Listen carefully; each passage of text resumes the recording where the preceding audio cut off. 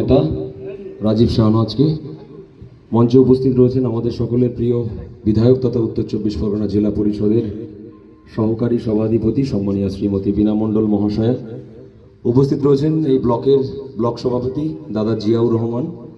উপস্থিত রয়েছেন স্বরূপনগর ব্লক দক্ষিণের সভাপতি দাদা কিঙ্কর মণ্ডল মহাশয়।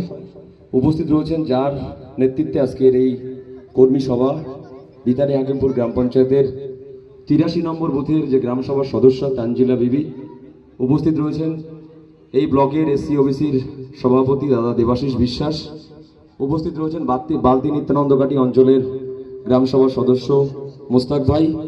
আমাদের সঙ্গে যারা এসছেন স্বরূপনগর বাংলানি থেকে আমাদের গ্রাম সভার সদস্য স্বরূপনগর বাংলানি লড়াকু নেতা প্রসেনজিৎ সর্দার, আশিস সর্দার এবং আমার নিজের বুথের মেম্বার প্রতিনিধি আমার ছোট ভাই ইমরান সহ যারা মঞ্চে বসে রয়েছেন বা সামনে বসে রয়েছেন প্রত্যেককে জাতীয়তাবাদী অভিনন্দন জানাই। দেখুন, একটা ভালো উদ্যোগ। লোকসভা ভোট পার হয়েছে। সগুনা পঞ্চায়েতের আঞ্চলিক যুব সভাপতি সৌরভ মঞ্চে চলে এসো। সৌরভ শেখ মঞ্চে চলে এসো। আমাদের মধ্যে উপস্থিত হয়েছে অভিনন্দন জানাই। যে কথা বলছিলাম, সদ্য লোকসভা নির্বাচন আমরা পার করেছি। পার করার পরবর্তী সময় আমরা দেখতে পাচ্ছি স্বরূপনগর থেকে এই লোকসভা নির্বাচনে একটি ভালো ব্যবধানে আমরা আমাদের যিনি প্রার্থী ছিলেন আমাদের জেলার সভাপতি বিশ্বজিৎ দাস, তার হাতকে আমরা শক্ত করতে প্রায় 39,000 ভোটে আমরা জয়যুক্ত আমরা তাকে দিতে পেরেছি। কিন্তু দুর্ভাগ্য এই সিটটা আমরা হেরে গেছি। যেভাবে নিজেদের দলের মধ্যে দ্বন্দ্ব, কোন্দল, মারপিট চলছে সেটা অত্যন্ত নিন্দনীয়। একই দলের মধ্যে থেকে জিনিসপত্রের ভাগ না দেয়া থেকে শুরু করে একটা হুইপ চলছে। এটা দল কিন্তু ভালো চোখে নিচ্ছে না। যেহেতু সামনে আগামী 26 সালের বিধানসভা নির্বাচন, সেই নিরিখে বর্তমান বাংলার রাজনীতির পরিবেশ কিন্তু অন্যরকম। তার কারণ আপনারা দেখেছেন আরজিগর নিয়ে কি চলছে। তারপরে সমগ্র বাংলা জুড়ে একটা বন্যা পরিস্থিতি। আমরা স্বরূপনগর দুটো ব্লকে, যেরকম এই ব্লকের তরুণীপুর, ওই পশ্চিম ব্লকের চারঘাট, টিবি, মোল্লাডাঙ্গা সহ সগুনা, শ্রীনাথপুর খুব বাজে পরিস্থিতির মধ্যে দিয়ে যাচ্ছে। আমাদের এমএলএ ম্যাডাম সহ যারা দায়িত্বে আছেন প্রত্যেকেই, আমি আমার মাইনরিটি ব্যানারে আমিও চেষ্টা করেছি। যাই হোক, মানুষের চাহিদা কখনো শেষ হয় না। যাদের যা চাহিদা সেই চাহিদা আমরা পূরণ করতে পারছি না। কিন্তু পাশে যে আমরা তৃণমূল কংগ্রেসের যারা কর্মী বা সমর্থক বা যারা সৈনিক, তারা যে শুধুমাত্র ভোটের রাজনীতি করে তা নয়। আজকে আপনারা দেখুন, ভোটের সময় আপনি সিপিএম কে দেখতে পাবেন, বিজেপি কে দেখতে পাবেন, কংগ্রেসকে দেখতে পাবেন। আজকে যারা বন্যা দুর্গত তাদের পাশে তৃণমূল কংগ্রেসের সৈনিক ছাড়া কাউকে আপনি দেখতে পাবেন না। এটাই তৃণমূল কংগ্রেস, এটাই মমতা বন্দ্যোপাধ্যায়ের আদর্শ এবং এটাই মমতা বন্দ্যোপাধ্যায়ের বাংলা। সেই মমতা বন্দ্যোপাধ্যায়কে কালিমালিপ্ত করতে বাংলা জুড়ে একটা আন্দোলন শুরু হলো। কি আন্দোলন? কারণ আমরা দেখেছি এর আগে বাংলা এরকম আন্দোলন দেখেনি। সত্যি তাই। আরজিগর নিয়ে যে ঘটনাটা ঘটেছে সেটা অত্যন্ত নিন্দনীয় একটা ঘটনা। দাঁড়িয়ে বাংলাকে ছোট করতে, মমতা বন্দ্যোপাধ্যায়ের গায়ে কালি লাগাতে, বাংলাকে ছোট করে দেখাতে, বাংলাকে অশান্ত করতে যেভাবে সিপিএম, বিজেপি এবং কংগ্রেস মিলিতভাবে বাংলার শান্ত পরিবেশকে অশান্ত করার চেষ্টা করেছে, বাংলার মানুষ কিন্তু তার যোগ্য জবাব 2024 সালে যেমন দিয়েছে। 2026 সালের আসন্ন যে বিধানসভা নির্বাচন, সেই বিধানসভা নির্বাচনে কিন্তু মানুষ তার যোগ্য জবাব দেবে।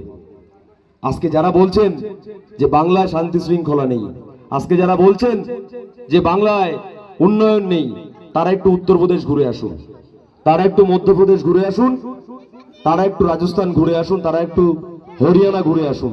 দেখতে পাবেন পার্থক্যটা। আসলে সমস্যাটা অন্য জায়গায়।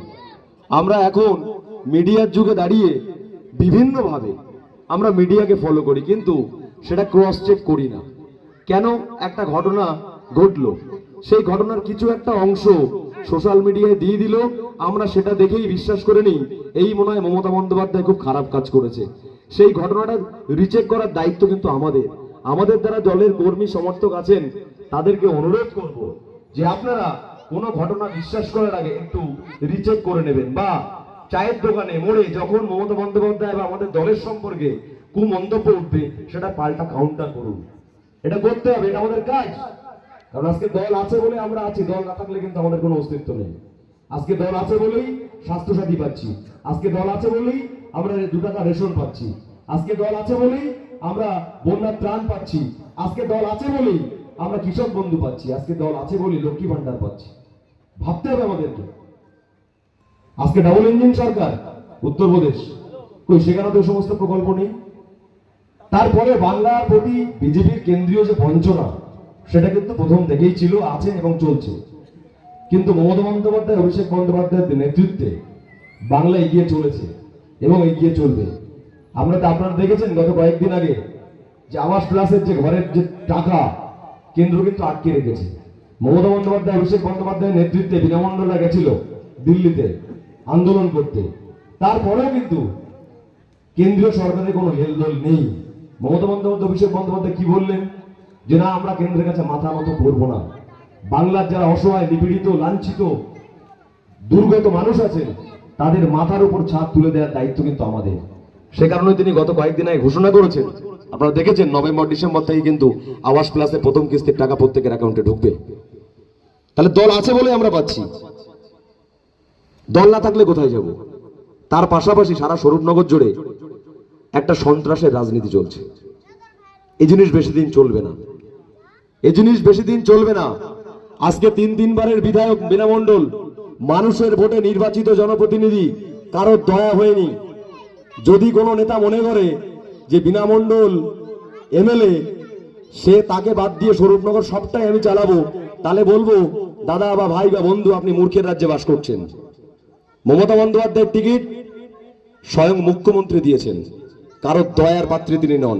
আর কি, তিনি স্বরূপনগরের মানুষের প্রতি কৃতজ্ঞ, কারণ আপনাদের দোয়া আশীর্বাদে কিন্তু তিনি আজকে 3 বারের এমএলএ।